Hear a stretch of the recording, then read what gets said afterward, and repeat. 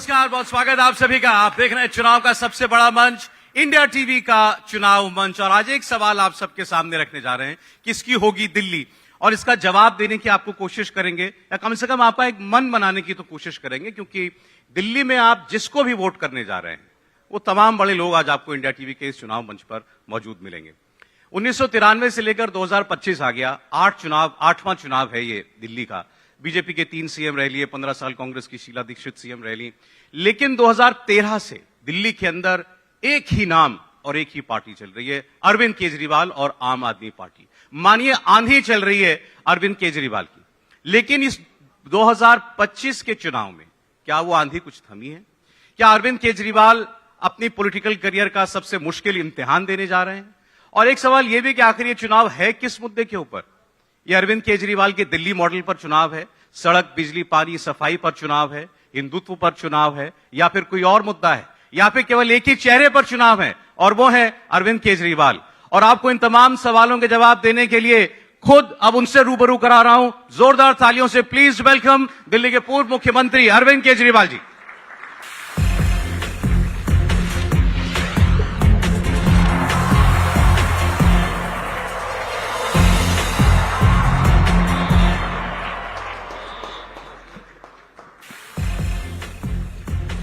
Please आपकी तालियां ना रुकें।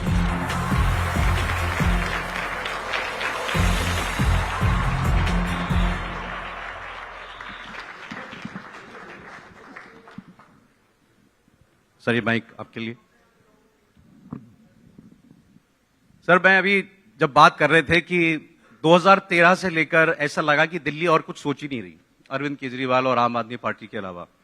ये इलेक्शन क्या आप 2000 स्पेशली 15 और 20 से कुछ डिफरेंट और कुछ डिफिकल्ट पा रहे हैं?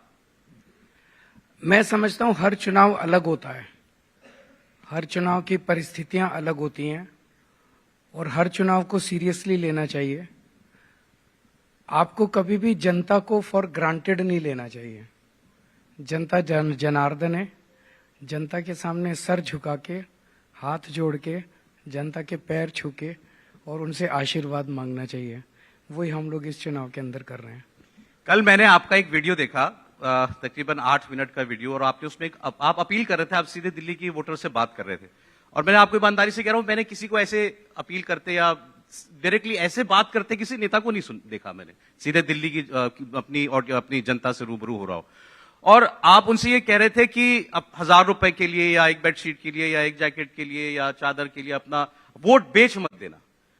वोट जो तुमको खरीदने की कोशिश कर रहा है उसका लूट लो सब, लेकिन चाहे मुझे वोट मत दो, उसको वोट मत दो जो तुम्हारा वोट खरीदने की कोशिश कर रहा है। बिल्कुल।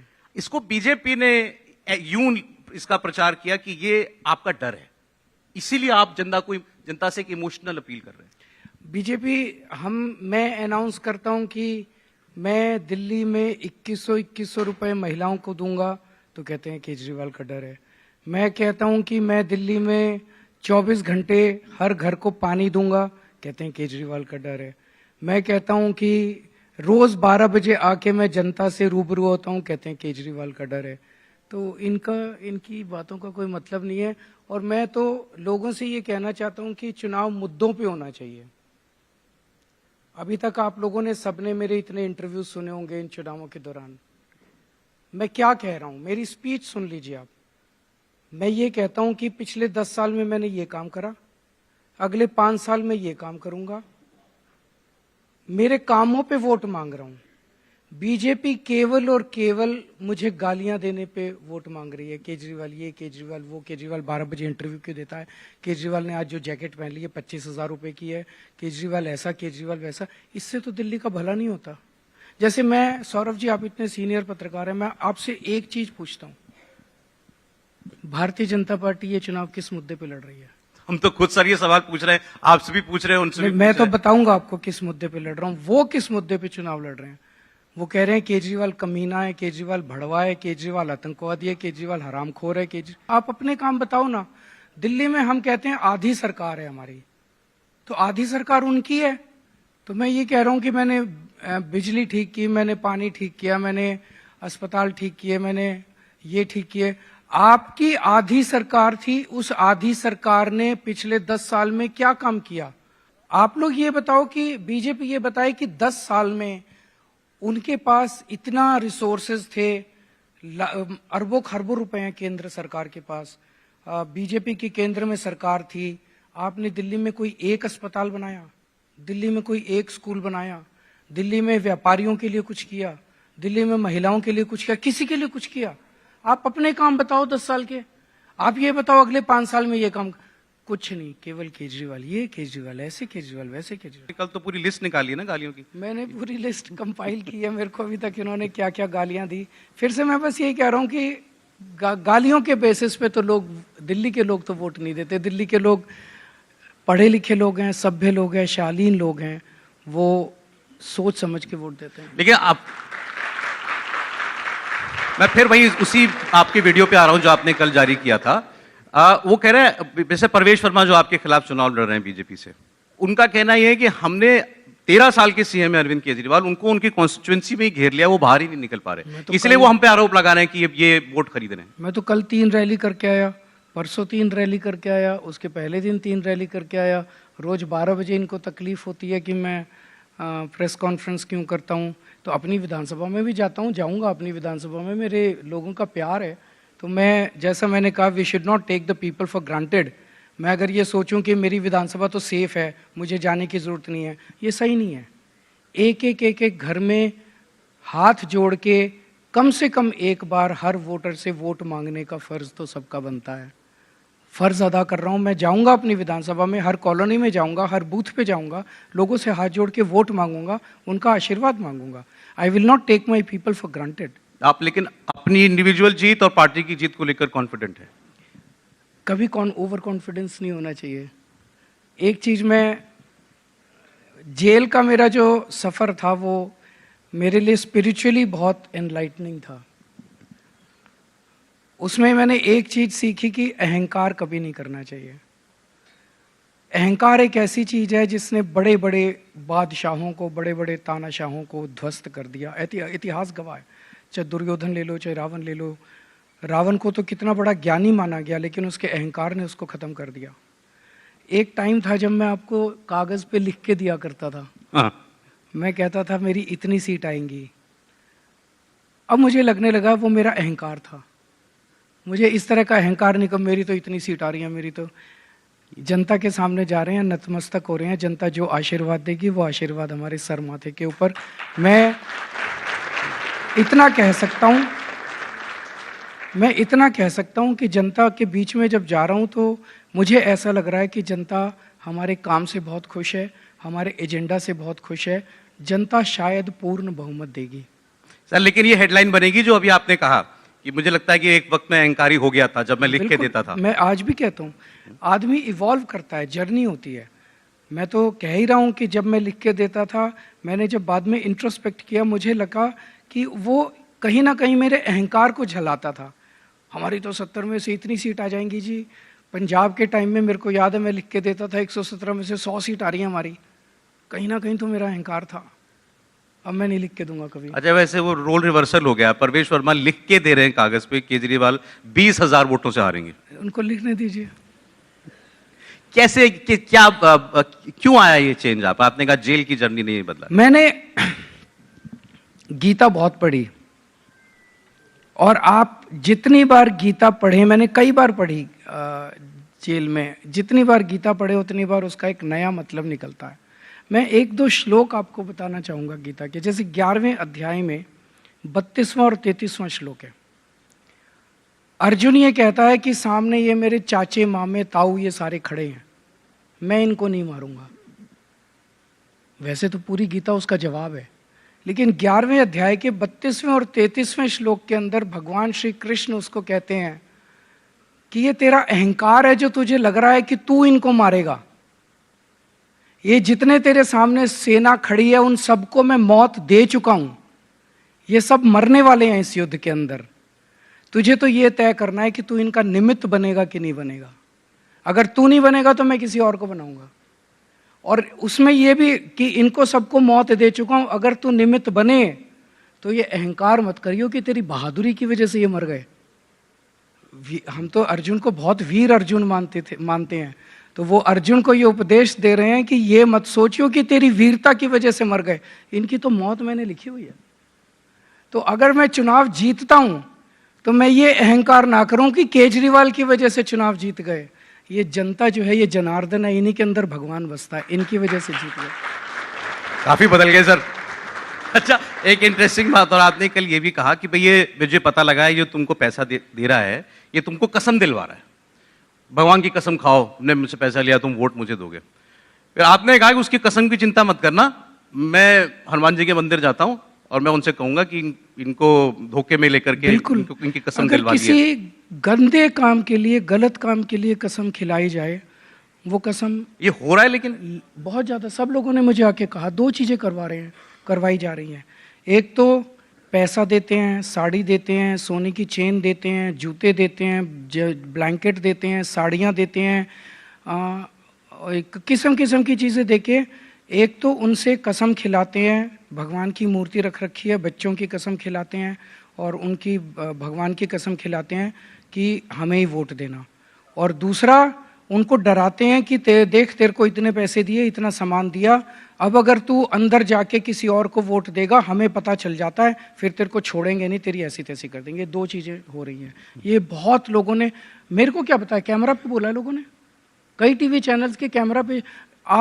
हमने चुनाव आयोग को शिकायत की, चुनाव आयोग कहता है गवाह नहीं है, सबूत नहीं है।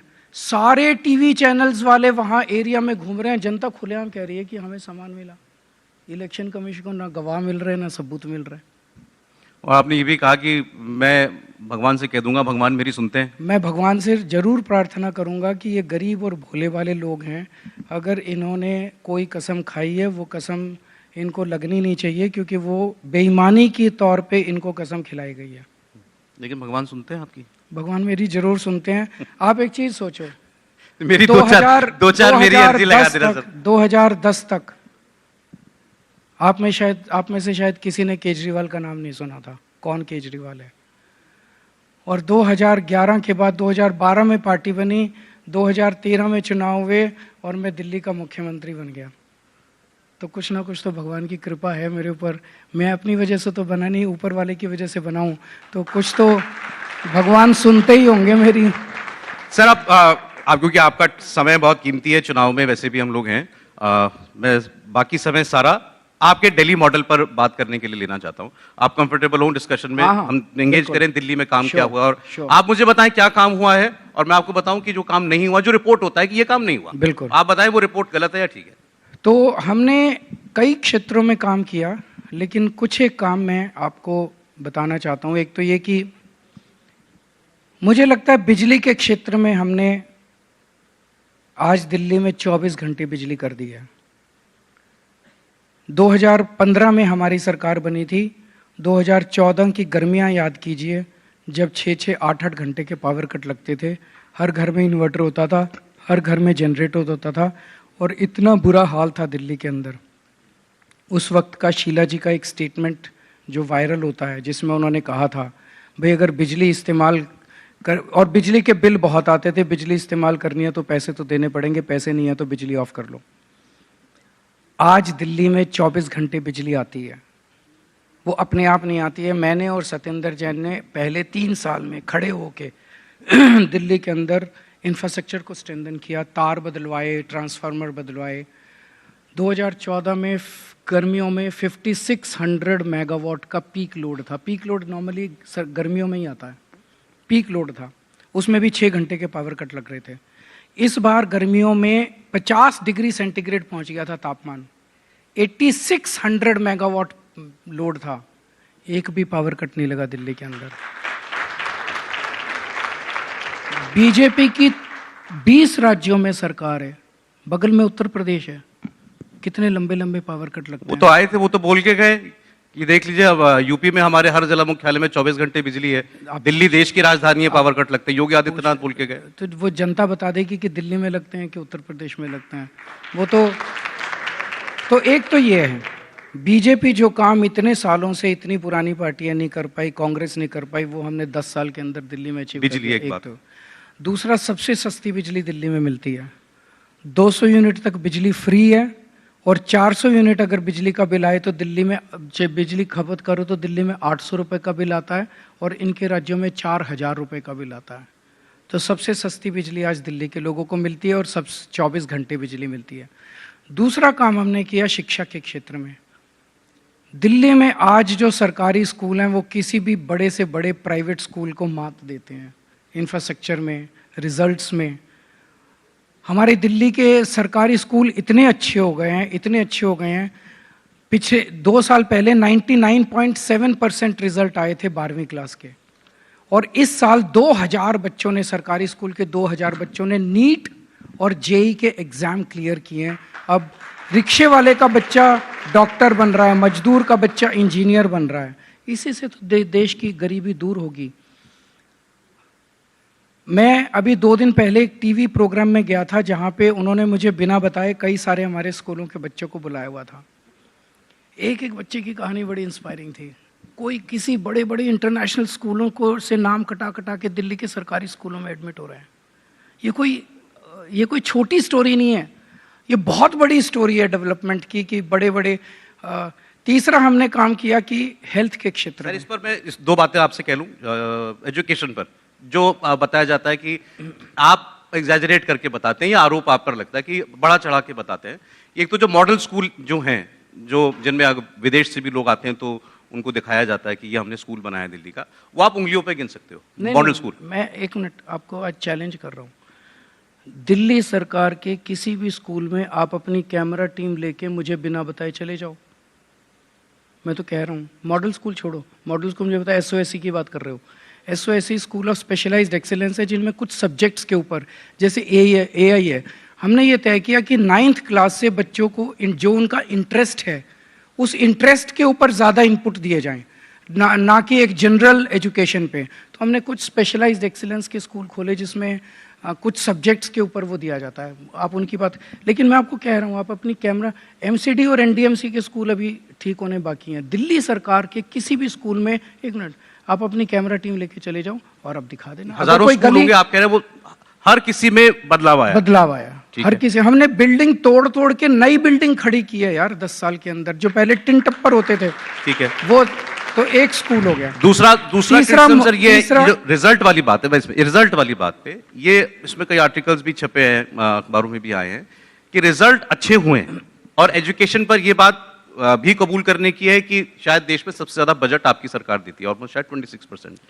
25% आप शिक्षा पर देते हो, ये कोई और नहीं करता। लेकिन ये जो रिजल्ट वाली बात है, इसमें एक क्रिटिसिज्म ये आ रहा है बार बार कि 8th, 9th and 11th board से पहले वाली जो क्लासेस हैं, वहां लाखों बच्चे रोके जाते हैं। नहीं, मुझे नहीं लगता ऐसा सही है।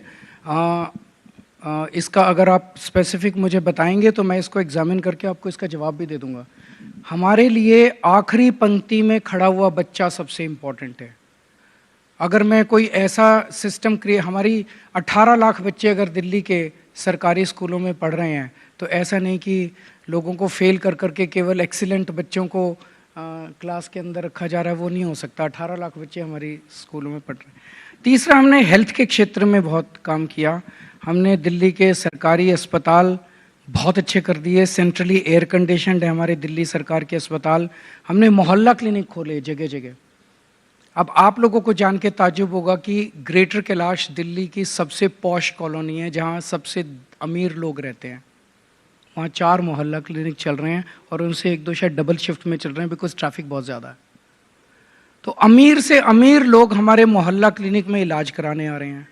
अमीर लोग हमारे सरकारी स्कूलों में अपने बच्चों का पढ़ाई करवा रहे हैं। इससे बड़ा सर्टिफिकेट और क्या हो सकता है? मोहल्ला क्लिनिक पर कहते हैं कि कंपाउंडर पर्ची लिख रहे हैं, 20,000 डॉक्टरों की वैकेंसी है, बहुत सारे दवाइयों की अभाव की कमी की वजह से बंद हो गए। नहीं, अब इसमें मैं 2-3 चीज़ें कहना चाहता हूँ जो आपने क्वेश्चन पूछे। वहाँ पे कोई डॉक्टर्स के अभाव की कमी नहीं है, वहाँ पे रेगुलर डॉक्टर्स नहीं रखे जाते। वहाँ पे जैसे कि सरकारी जो सिस्टम है कि सरकार के, वहाँ पे हमने प्राइवेट डॉक्टर्स को ही रखा है और हर डॉक्टर को पर पेशेंट वो मिलती है। तो जब मैं ग्रेटर कैलाश में एक दिन सरप्राइज विजिट पे गया, मैंने वहाँ पे उनसे पूछा, महिलाएं बैठी हुई थी बहुत अच्छे अमीर घरों की, मैंने उनसे पूछा यहाँ क्यों आते हो? कहते डॉक्टर बहुत अच्छे हैं। कैन यू इमेजिन, पहले हम डॉक्टर्स को ये कहते थे सरकारी अस्पताल के डॉक्टर ये नहीं करते वो नहीं करते, वो हमारे डॉक्टर्स की तारीफ कर रहे हैं। क्यों कर रहे हैं? जब हमने पर पेशेंट फीस रखी तो डॉक्टर अपने पेशेंट से बहुत अच्छे से बिहेव करता है, बिकॉज वो चाहता है कि ये पेशेंट्स उसके पास वापस आएँ। तो जो मॉडल हमने क्रिएट किया है मोहल्ला क्लिनिक का, वो मॉडल बहुत अच्छा है। जो आपने दवाइयों की बात की, ये बड़ा दर्दनाक है। मैंने जितने भी काम किए दिल्ली के अंदर, वो काम एक्स्ट्राऑर्डिनरी काम है, वो काम लीक से हटके हैं, वो ऐसे काम है जो 75 साल में इस देश में किसी पार्टी और किसी सरकार ने नहीं किया। अगर मैं इन्हीं की लीक पे चलता रहता, पैसे से सत्ता और सत्ता से पैसा, तो शायद मुझे जेल भी नहीं जाना पड़ता और शायद हमारे कामों को भी कोई नहीं रोकता। हमने शिक्षा में अच्छा काम करके इस दिल्ली की शिक्षा माफिया का कत्ल किया है। हमने अस्पतालों को अच्छा करके, दवाइयों का माफिया होता था, टेस्ट्स का माफिया, उसको ख़त्म किया। तो पूरा सिस्टम हमारे ऊपर चढ़ के आया है, रिएक्ट किया है। इनको रोको, इनको आगे बढ़ने से रोको। तो दिल्ली के अंदर मोहल्ला क्लिनिक के अंदर हम बहुत अच्छा काम कर रहे हैं। झूठी इंक्वायरी करा के एलजी साहब ने, उनके बीजेपी वालों ने अपने सिस्टम को इस्तेमाल करके कुछ महीनों के लिए, 5 से 7 महीनों के लिए दिल्ली के मोहल्ला क्लिनिक की सारी दवाइयां रोक दी, दिल्ली के मोहल्ला क्लिनिक के सारे टेस्ट्स रोक दिए, दिल्ली के मोहल्ला क्लिनिक्स के डॉक्टर्स की पेमेंट्स रोक दी। कुछ कुछ निकाल लेते हैं, टेस्ट फर्जी हो रहे थे, हजारों टेस्ट फर्जी हो रहे थे। अब मैं बताता हूँ जो फर्जी हो रहे थे, लैब्स को पैसा मिल रहा था। मैं बताता हूँ। इन्होंने आरोप लगाया, 5 करोड़ लोग अभी तक इलाज करा चुके हैं दिल्ली के मोहल्ला क्लिनिक में। उन 5 करोड़ में से इन्होंने निकाले कि 65,000 टेस्ट्स फर्जी थे। इनका कहना है। कैसे फर्जी थे? तो उनका कहना है कि एक ही जब टेस्ट करवाते हैं तो उसमें मरीज का फ़ोन नंबर लिखना कंपलसरी है हमारे सिस्टम में। हमारा पूरा सिस्टम कंप्यूटराइज्ड है। हर डॉक्टर को और हर असिस्टेंट को हमने एक आईपैड दिया हुआ, उस आईपैड में एंट्री करनी पड़ती है। अगर वो मरीज के पेशेंट का फ़ोन नंबर उसमें ना डाले तो आगे नहीं बढ़ सकता, तो फ़ोन नंबर डालना पड़ता है। अब मैं आपको बताता हूँ, मैं जेल में था। जेल में मैं डॉक्टर के पास जाता था। जेल में तो मेरे पास फ़ोन नहीं था, तो उसमें डॉक्टर क्या करता था, डॉक्टर अपना फ़ोन नंबर भर देता था। तो उनकी नज़रों में ये फर्जी टेस्ट है। मोहल्ला क्लिनिक में बहुत गरीब पेशेंट्स आते हैं, उनके पास फ़ोन नहीं होता, तो उसमें डॉक्टर या नर्स अपना फ़ोन नंबर भर देते हैं, तो उन्होंने कहा फर्जी है। इसकी पूरी जांच हो चुकी है, रिपोर्ट आ चुकी है, और रिपोर्ट में पाया गया कि कोई भी टेस्ट फर्जी नहीं था। इन्होंने फिर एक स्केयर क्रिएट किया कि जो दवाइयाँ आ रही हैं वो दवाइयाँ नकली हैं। अब कोई भी सुनेगा मोहल्ला क्लिनिक की दवाइयाँ नकली हैं तो लोग आना बंद कर देंगे। उसकी भी रिपोर्ट आ चुकी है, कोई दवाई नकली नहीं मिली। ये सही नहीं है। जैसा मैंने कहा, ये लोग पूरी की पूरी राजनीति नेगेटिव करते हैं। आज इनकी राजनीति क्या है? केजरीवाल भड़वा है, केजरीवाल आतंकवादी है, केजरीवाल नकली है, केजरीवाल हरामजादा है। ये इनकी राजनीति है। और 5 साल इनकी राजनीति क्या थी? मोहल्ला क्लिनिक के टेस्ट नकली है, मोहल्ला क्लिनिक का ये। मोहल्ला क्लिनिक को तो छोड़ दो यार, लोगों के स्वास्थ्य को तो छोड़ दो, लोगों के इलाज को तो छोड़ दो अपनी गंदी राजनीति से। केजरीवाल जी, शायद उसकी वजह ये है, अगर ये आपका आरोप सही माने कि आपको पॉलिटिकली डिस्ट्रॉय करने के लिए ये सब किया जाता है, कि आप जब राजनीति में आए थे तो आपने बहुत बड़े बड़े आरोप लगाए थे और आपने ये कहा था कि ये सारा सिस्टम सड़ चुका है और इस सिस्टम में जितने बड़े बड़े लोग नेता बने हुए हैं वो सब करप्ट है। मैं नाम नहीं लेना चाहता, आपने ऑलमोस्ट सबका ही नाम लिए हुए थे, तो maybe they are paying back. और वजह यह भी है कि आप आज उन लोगों के साथ खड़े हैं। मैंने कभी कंप्लेन नहीं की। मुझे पता है आज देश की राजनीति ऐसी है। मैं बिना किसी को, आप मेरी पिछले 6 दिन से मैं डेली सभाओं में जा रहा हूं। आप एक स्पीच कोई भी चला देना, आधे घंटे की स्पीच होती है मेरी। मैं बीजेपी को एक भी गाली नहीं देता, मैं उनके किसी भी नेता को एक भी गाली, मैं अपने काम गिनाता हूं। तो मैं, आपकी बात बिल्कुल सही है कि they are all reacting against me and they are all working in collusion with each other. ये सारी पार्टियां मिलके हमारे खिलाफ चुनाव लड़ रही हैं और हम इस बात से पूरी तरह से we are conscious of the fact कि ऐसा करेंगे। जब आप सच्चाई के रास्ते पे चलते हो, सही काम करते हो, तो कांटे तो आएंगे ही आएंगे। हम रो थोड़ी रहे हैं, हम तो बता रहे हैं आगे भी बहुत कांटे आएंगे, आगे भी बहुत कीचड़ फेंका जाएगा। ऊपर वाला मदद करेगा, ऊपर वाला ही आज तक मदद कर रहा है। केजरीवाल था क्या कल तक? मैं तो कुछ भी नहीं था, ऊपर वाले ने मुझे मुख्यमंत्री बना दिया। अब ये जो शिक्षा में इतना अच्छा काम हुआ, स्वास्थ्य में इतना अच्छा काम हुआ, ये तो ऊपर वाला ही करा रहा है, मैं तो निमित्त हूँ, केवल मेरे जरिए करा रहा है। मैं बड़ा सौभाग्यशाली हूँ कि ऊपर वाले ने मुझे चुना है ये अच्छे काम कराने के लिए। दो बातें सर जो मैं कह रहा था आपसे, मैं उम्मीद करता हूँ आप ओपनली अगर आज इस पर बोलें, क्योंकि ये बार बार पूछते हैं लोग कि वो सारी पार्टियां जो पहले आपके लिए करप्ट थी वो अब इंडिया ब्लॉक में आपके साथ हैं, तो वो कहते हैं पहले तो ये केजरीवाल जी को बताना चाहिए कि अगर ये पहले करप्ट थी तो अब साफ कैसे हो गई, क्योंकि आप अभी भी इंडिया ब्लॉक का पार्ट हैं, वही कांग्रेस पार्टी उसमें, वही समाजवादी पार्टी राष्ट्रीय स्तर के ऊपर आम आदमी पार्टी एक बहुत छोटी पार्टी है। राष्ट्रीय स्तर के ऊपर अगर आपको रेलेवेंस रखना है तो you have to be a part of the two blocks which exist in a country. Amongst these two blocks we chose one of these blocks. But जहाँ तक हमारी स्टेट लेवल की है, ना तो दिल्ली के अंदर उनके साथ किसी के साथ गठबंधन है और ना हमारा पंजाब के अंदर किसी के साथ गठबंधन है। राष्ट्रीय स्तर के ऊपर जिस दिन आम आदमी पार्टी स्ट्रांग हो जाएगी, मैं समझता हूँ कि हमें किसी भी ब्लॉक का हिस्सा बनने की जरूरत नहीं पड़ेगी। ये आपकी पॉलिटिकल मजबूरी है इंडिया ब्लॉक में रहना? पॉलिटिकल मजबूरी है कि राष्ट्रीय स्तर के ऊपर हमें एक ब्लॉक का हिस्सा बनना पड़ता है। दिल्ली में जब हम वोट मांगने जाते हैं, केजरीवाल जी आपकी तो 7 ही सीट आएंगी, आपको वोट देके क्या करेंगे? तो आप कहते हो कि नहीं हम इंडिया ब्लॉक का हिस्सा हैं, देश में सरकार बनाएंगे, तो you have to be a part of some block. दूसरा, करप्शन की जब बात आई, आपने भी खुद बताया कि जेल में आपको रहना पड़ा, इतने महीने रहना पड़ा, और वहां क्या आपके अंदर बदलाव आए। अगेन करप्शन का चार्ज जब आप पहले लगाते थे, आप अपने सबूत देते थे कि मेरे पास ये प्रूफ है, ये देखो अखबार में छपा है, ये सीएजी की रिपोर्ट है। आज वही सारे काम हो रहे हैं, वही सीएजी की रिपोर्ट आ रही है, लेकिन आप पर आरोप लग रहा है कि आप सीएजी की रिपोर्ट टेबल नहीं कर रहे विधानसभा के अंदर, आप बच रहे हैं, आप कोई चीज छुपा रहे हैं, ये आप पर आरोप लग रहा है। और आज जब आप पर आरोप लगा, केस हुआ, आपको जेल जाना पड़ा एक्साइज वाले मामले के अंदर, तो आपने कहा कि ये विछंड है मेरे खिलाफ, लेकिन आरोप तो ऐसे ही लगते हैं, सरकारें तो ऐसे ही काम करती हैं। दो चीजें हैं। जब 2013 में जब हमारी सरकार बनी, लोगों ने हमें क्यों वोट दिया? आज तो मैं जाके कहता हूं मैंने 10 साल में इतने काम कर दिए इसलिए मुझे वोट दो। 2013 में तो मैं पहली बार चुनाव लड़ा था, मेरे पास तो कोई काम भी नहीं थे गिनाने के लिए। उसके पहले अन्ना आंदोलन हुआ था, अन्ना आंदोलन में लोगों ने हमें देखा था, लोगों को लगा यार ये लड़के बड़े ईमानदार हैं, ये लड़के बड़े देशभक्त हैं, जिद्दी हैं, पर हमारी जिद भी हमारी क्वालिटी थी। वो तीनों क्वालिटीज़ आज भी एग्जिस्ट करती हैं हमारे अंदर। आज भी हम ईमानदार हैं, आज भी हम देशभक्त हैं, आज भी हम जिद्दी हैं। इन क्वालिटीज़ को दूसरी पार्टियां काउंटर नहीं कर पा रही क्योंकि उनके पास नहीं है। तो उन्होंने कहा इस पे केजरीवाल पे कीचड़ फेंको, इसे बदनाम करो, इसकी इमेज खराब करो, इसे बेईमान साबित करो। रोज कीचड़ फेंका, रोज कीचड़ फेंका, रोज कीचड़ फेंका। अब मैं एक ही लाइन बोलूंगा, जब मनीष सिसोदिया की बेल की सुनवाई सुप्रीम कोर्ट में चल रही थी, उस सुनवाई के दौरान जस्टिस संजीव खन्ना ने एक ही लाइन बोली थी, ना कोई सबूत है, ना कोई गवाह है, this case will not stand even for 2 minutes during cross examination eight trial stage. ये केस ट्रायल की स्टेज पे 2 मिनट भी नहीं टिकेगा, ये इतना फर्जी केस है। ये मैं नहीं कह रहा, justice Sanjiv Khanna who happens to be the present chief justice of India.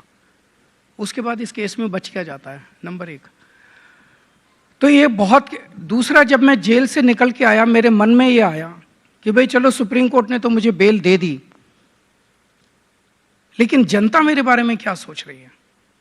मैं तो जनता की वजह से ही आया था ना, जनता के प्यार और विश्वास की वजह से। अगर जनता सोचती है कि मैं बेईमान हूं तो मैं फिर इस कुर्सी पे नहीं बैठूंगा। तो मेरे को कोई ज़रूरत नहीं थी, मैंने इस्तीफा दे दिया और मैंने जनता के बीच में जाके कहा, अगर आपको लगता है मैं बेईमान हूं मुझे वोट मत देना, अगर आपको लगता है मैं ईमानदार हूं तभी मुझे वोट देना, और अगर जनता मुझे वोट दे के दोबारा जिताएगी तो मैं समझूंगा कि जनता मुझे ईमानदार समझती है, मैं दोबारा उस कुर्सी पे बैठूंगा। इस देश के अंदर 75 साल की राजनीति में किसने 2 बार मैंने मुख्यमंत्री की कुर्सी को लात मारी है? इस देश में कोई चपरासी की नौकरी नहीं छोड़ता। किसने छोड़ी है? मेरे प्रिंसिपल्स हैं, प्रिंसिपल्स के ऊपर मुझे क्या जरूरत थी सितंबर में जब मैं जेल से बाहर आया, मुझे क्या जरूरत थी इस्तीफा देने की? कोई जरूरत नहीं थी इस्तीफा देने की। नहीं, लेकिन आपने तब इस्तीफा नहीं दिया जब आपको जेल हुई। आपने जेल में सीएम रहते हुए सरकार क्यों चलाई। देता? ये चाहते ही ये थे कि केजरीवाल से इस्तीफा ले ले। मैं इनके ट्रैप में नहीं जाने वाला। ये चाहते, ये बड़ा खतरनाक है। किसी भी मुख्यमंत्री को पकड़ के जेल में डाल दो और फिर कहो तो इस्तीफा दे दे।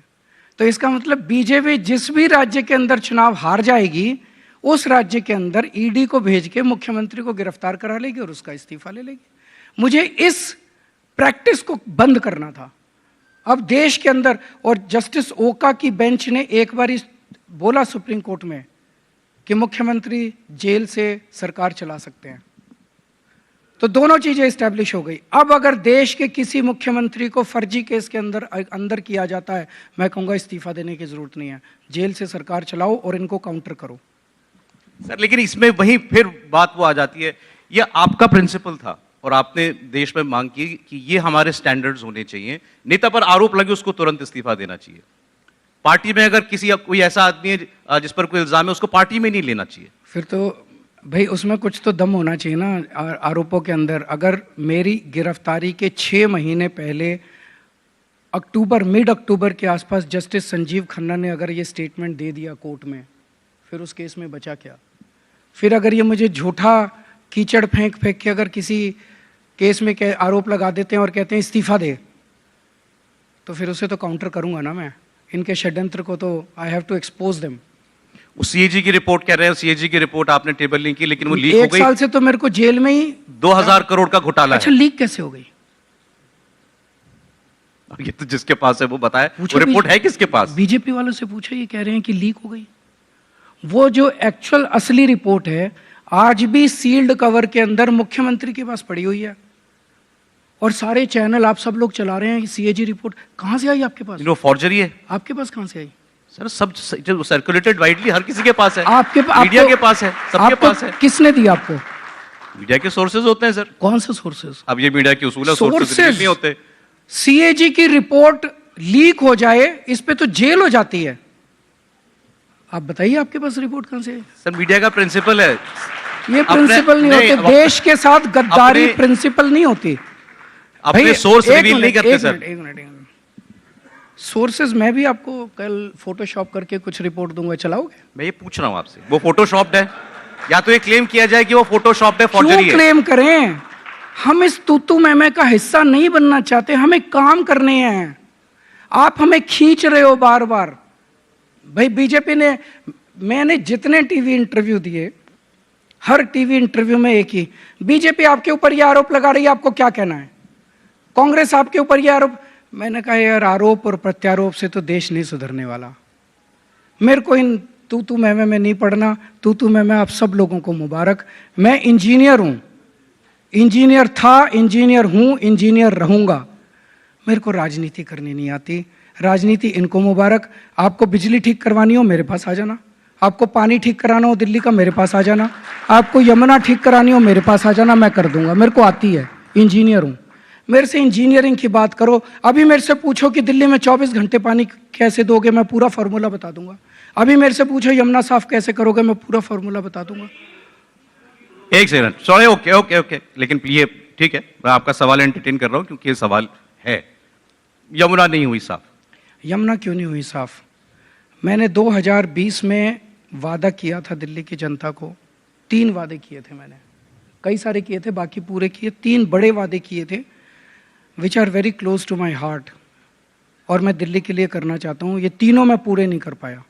एक मैंने कहा था मैं यमुना साफ कर दूंगा, एक मैंने कहा था मैं दिल्ली के लोगों को 24 घंटे पानी दे दूंगा, और एक मैंने कहा था कि मैं दिल्ली की सड़कों को यूरोपियन स्टैंडर्ड तक ले जाऊंगा।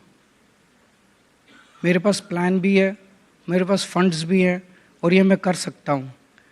पहले 2.5 साल, हम फरवरी 2020 में चुनाव जीते, मार्च में कोरोना आ गया, 2.5 साल कोरोना में चले गए, और उसके बाद इन्होंने एक एक करके ये जेल का नाटक। पहले सत्येंद्र जैन को जेल में डाला, फिर मनीष सिसोदिया को जेल में डाला, संजय सिंह को, फिर मुझे जेल में डाला।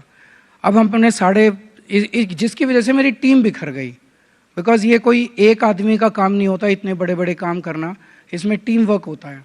अब हम अपने पचड़ों से निपट चुके हैं, हमारे पास पूरा प्लान है। अगर आप समय दोगे तो ये तीनों चीजें कैसे हो सकती हैं मैं आपको बता सकता हूँ, लेकिन मुझे पता नहीं आप समय दोगे मेरे पास मुझे समय क्या। आपके पास होना चाहिए, आज तो आपके पास होना चाहिए। तो मैं आपको बताता हूँ, जैसे दिल्ली में पानी हम 24 घंटे देना चाहते हैं। हम चाहते हैं कि हर घर को साफ पानी नल से आए और 24 घंटे आए, गंदा पानी ना आए, 24 घंटे आए। ये हम दिल्ली में लागू करना चाहते हैं। इसके लिए दो चीज़ की ज़रूरत है, एक है सफिशिएंट पानी होना और दूसरा एस्काडा मैनेजमेंट जो है वो पूरे दिल्ली के अंदर लागू करना, ताकि at the tip of a button you can control the water supply anywhere. Delhi में 1000 MGD पानी आज प्रोड्यूस होता है डेली। 24 घंटे पानी देने के लिए मुझे 1250 MGD पानी चाहिए। बैलेंस पानी कहाँ से आएगा मेरे पास? तो अगर मैं रोता रहूँगा कि यूपी मुझे दे, हिमाचल प्रदेश मुझे दे, हरियाणा मुझे दे, तो फिर ज़िंदगी भर कट जाएगी रोने में। तो एक तरफ हम कोशिश करते रहेंगे अपने हक का पानी दूसरे स्टेट से लेने के लिए, लेकिन अपने दिल्ली के अंदर पानी की सप्लाई इंक्रीज करने के लिए मैंने पूरा प्लान बनाया है। यहाँ मेरी इंजीनियरिंग काम आती है। ट्रांस यमुना, जब यमुना में हर साल बाढ़ आती है बारिशों के दिनों में, उससे यमुना पार जो ईस्ट दिल्ली है, यमुना पार दिल्ली हम जिसको बोलते हैं, उसका सारा पानी ऑटोमेटिकली हर साल रिचार्ज हो जाता है। आज अगर यमुना पार में आप खोदो, बेसमेंट बनाने की कोशिश करो, बेसमेंट बनाना मुश्किल है, 3-4 फुट पे पानी निकल आता है, लेकिन वो पानी पी नहीं सकते, उसमें अमोनिया बहुत ज़्यादा है। तो हमने पायलट बेसिस पे छोटे अमोनिया के प्लांट्स हम लेके आए और करीब 10 जगह हमने डीअमोनाइजेशन प्लांट्स लगाए, और जो उसका आउटपुट आया वो बहुत अच्छा था। सीधे पानी में पी के आया डीअमोनाइजेशन। हमने बोरवेल किया, पानी निकाला, डीअमोनाइजेशन प्लांट से पानी साफ किया और वो मैं पी के आया साफ पानी। इसका मतलब समाधान मिल गया। अब ट्रांस यमुना में 2500 पॉइंट्स हम आइडेंटिफाई कर चुके हैं कि इन पॉइंट्स पे हमें बोरवेल लगाने हैं। वहां से बोरवेल लगा के मैं 200 MGD और डीअमोनाइजेशन प्लांट लगा के 200 MGD पानी में एक्स्ट्रा ट्रांस यमुना से क्रिएट करने वाला हूं। नंबर 1। नंबर 2, साउथ दिल्ली में जो जियोलॉजी है अपनी दिल्ली की, नीचे जमीन के नीचे बड़े बड़े एक्वीफर्स हैं। एक्वीफर्स क्या होते हैं? एक तरह से आप ये मान के चलो कि जमीन के नीचे बहुत बड़े बड़े तालाब हैं पानी के दिल्ली में। इसको आज तक कभी इस्तेमाल नहीं किया। क्यों नहीं किया? ये पानी सैलाइन है, सॉल्टी है। यहाँ पे हम रिवर्स ऑस्मोसिस प्लांट लगाएंगे, आरओ प्लांट लगाएंगे, और इस पानी को बहुत ज़्यादा सप्लाई, इस पानी को हम 200 MGD प्लांट में साउथ दिल्ली के एक्वीफर से निकालने वाला हूँ। और जब यमुना जाती है तो उसका फ्लड प्लेन रिचार्ज हो जाता है यमुना का। 100 MGD, वो बिल्कुल साफ पानी होता है, आप सीधे ट्यूबवेल लगाओ और सीधे पानी पी लो। 100 MGD पानी यहाँ से निकालने वाला हूँ। 500 MGD दिल्ली में 1500 MGD पानी की प्रोडक्शन में 2-3 साल के अंदर कर दूंगा। इस पानी को फिर हमारे पास चाहिए 1250 पानी, मैं 1500 MGD पानी तैयार कर दूंगा। इस पानी को फिर मुझे दिल्ली के अंदर डिस्ट्रीब्यूशन करके एस्काडा सिस्टम हम हर जगह लगा देंगे और उससे 24 घंटे पानी आपके आना चालू हो जाएगा। दिल्ली में ये चालू हो गया है। ठीक है। The good news is Rajendra Nagar विधानसभा की पांडव नगर कॉलोनी के अंदर अभी मैं 15 दिन पहले, सर प्लीज अभी बताते हैं सर, यही बीजेपी का, आप बोलिए। यही गाली देते हैं, ये करते कुछ भी नहीं है, गाली देते हैं। तो मैं क्या कह रहा था? आपने कहा कि हमारे पास ये प्लान है और ये काम में हो जाएगा 5 साल में। तो राजेंद्र नगर विधानसभा में हो चुका है। वहां पे 24 घंटे पानी आना चालू हो गया है। पूरी विधानसभा ने, पांडव नगर कॉलोनी के अंदर 24 घंटे पानी आना चालू हो गया है और साफ टूटी से पानी आ रहा है। मैं वहां पे ओक लगा के सीधे नल से सारे कैमरास के सामने पी के आया। अब इसको पूरी दिल्ली में लागू करना है। इसलिए लेकिन आपने कहा ये हुआ इसलिए नहीं। अब हाँ हुआ है, पहले कोरोना आ गया, फिर उन्होंने सब डिस्टर्ब कर दिया, लेकिन अब अगले क्लीन 5 साल में एज्यूम करता हूँ। चलिए, ये पानी के लिए आपकी बात मानी, सड़कें तो बन सकती नहीं सर। आपने कहा कि मैं जेल चला गया तो उन्होंने सड़कें भी ठीक नहीं करने दी। अब यमुना पे भरते हैं, फिर सड़कों पे। यमुना में, यमुना गंदी क्यों होती है? यमुना में दिल्ली का सीवर जा रहा है सीधे, और ये सीवर क्यों जा रहा है सीधे? ये मोस्टली सीवर जो है ये कच्ची कॉलोनियों का है, अनऑथराइज्ड कॉलोनियों का है। अनऑथराइज्ड कॉलोनीज के अंदर हमारी 2014 के पहले कोई सीवर लाइनें नहीं थी, कोई सीवर सिस्टम नहीं था। कच्ची कॉलोनियों के अंदर सीधे पूरा रोज 24 घंटे का मल जो है वो सीधे नालियों में जाता था और नालियों से सीधा यमुना में जाता था। अब पिछले 10 साल में हमने इतना किया है कि पूरे 1792 कच्ची कॉलोनियां हैं दिल्ली में, इन कॉलोनियों के अंदर हमने सीवर की पाइपलाइन डलवा दी है। ये सीवर की पाइपलाइन अब घरों से भी कनेक्ट हो गई है। ये सीवर अब हमें डाइवर्ट करके सीवेज ट्रीटमेंट प्लांट्स में ले जाना है। इतना काम हो गया है, दिस इज ऑलमोस्ट 70-80% वर्क। इतना काम हो गया कि कच्ची कॉलोनी में सीवर का पूरा नेटवर्क लग गया है। अब ये सीवर एसटीपी में ले जाएंगे, ऑलमोस्ट वो भी कंप्लीट है। एसटीपी जो एग्जिस्ट करते हैं आज, जितनी कैपेसिटी है दिल्ली की सीवेज ट्रीटमेंट प्लांट की, ये सीवेज ट्रीटमेंट प्लांट की कैपेसिटी कम है। तो हम जितने एग्जिस्टिंग सीवेज ट्रीटमेंट प्लांट है इनकी कैपेसिटी 1.5 गुना कर रहे हैं और नए सीवेज ट्रीटमेंट प्लांट बना रहे हैं। वो 2 या 3 साल में कंप्लीट हो जाएंगे। उसके बाद ये सारा पानी सीवेज ट्रीटमेंट प्लांट से साफ होके यमुना में जाएगा, यमुना साफ हो जाएगी। एलजी साहब का सर स्टेटमेंट है कि 2023 में मैंने ये काम अपने हाथ में लिया, जबकि मेरा काम नहीं था, दिल्ली सरकार का काम था और काम तेजी से हो रहा था। 6 महीने बाद अरविंद केजरीवाल जी को लगा कि इसका श्रेय उनको नहीं मिलेगा, उन्होंने ये काम रुकवा दिया। ऑन रिकॉर्ड स्टेटमेंट है। क्या ये कॉन्स्टिट्यूशन में लिखा हुआ नहीं है कि कौन क्या काम करेगा? क्या ये कॉन्स्टिट्यूशन में लिखा है कि अगर हम कोई काम ठीक नहीं करेंगे तो एलजी उसको अपने हाथ में ले सकता है? कॉन्स्टिट्यूशन में एलजी साहब को दिल्ली की कानून व्यवस्था की जिम्मेदारी दी हुई है। क्या हम दिल्ली की कानून व्यवस्था से खुश हैं? खुलेआम गैंग वॉर हो रहे हैं, वो तो उनसे होता नहीं है। वो मेरे काम में पचड़ा अड़ाते हैं। भाई संविधान में कहाँ लिखा है कि दिल्ली सरकार काम नहीं करेगी तो एलजी जो है वो एक तरह से खुदा है, माई बाप है, वो बच्चों को कहेगा अच्छा हट मेरे को दे ये काम? ऐसे कहाँ लिखा है संविधान में? संविधान में क्लियर है, एलजी को केवल और केवल कानून व्यवस्था की और डीडीए की जिम्मेदारी दी है, बाकी सारे काम दिल्ली सरकार को दिए हैं। अगर हमारे काम पसंद नहीं आएंगे तो ये तमाचा मारेंगे ना मेरे को, जनता मेरे को मारेगी। एलजी साहब कौन होते हैं छीनने वाले कि केजरीवाल अच्छा काम नहीं कर रहा था मैंने ले लिया? अरे ये क्या बात हुई? उनका ये स्टेटमेंट ही असंवैधानिक है। उनका ये स्टेटमेंट ही दिखाता है कि उनको कॉन्स्टिट्यूशन की जानकारी नहीं है। मैं समझता हूं कि एक ऐसे एलजी को उस पोजीशन पे बिठाना चाहिए जिसको थोड़ा संविधान की जानकारी हो। एलजी से या सेंटर से क्यों आप मिलके काम नहीं कर सकते? लोग उदाहरण देते हैं, बीजेपी की सरकार थी, यहां थी तो सेंटर में कांग्रेस थी, यहां शीला जी आई तो सेंटर में बीजेपी थी। मैं तो कह ही रहा हूं, अगर जैसे पुरानी सरकारें चल रही थी ऐसे ही मैं भी काम करता रहता, मतलब कि कुछ भी काम नहीं करता, तो अच्छा चलता रहता हमारा। ना मैं स्कूल ठीक करता, ना मैं अस्पताल ठीक करता। इन्होंने मेरे को जेल क्यों भेजा? क्योंकि ये नहीं चाहते थे कि हमें पंजाब में सरकार क्यों बनी। दिल्ली के कामों को देख के पंजाब में सरकार बनी।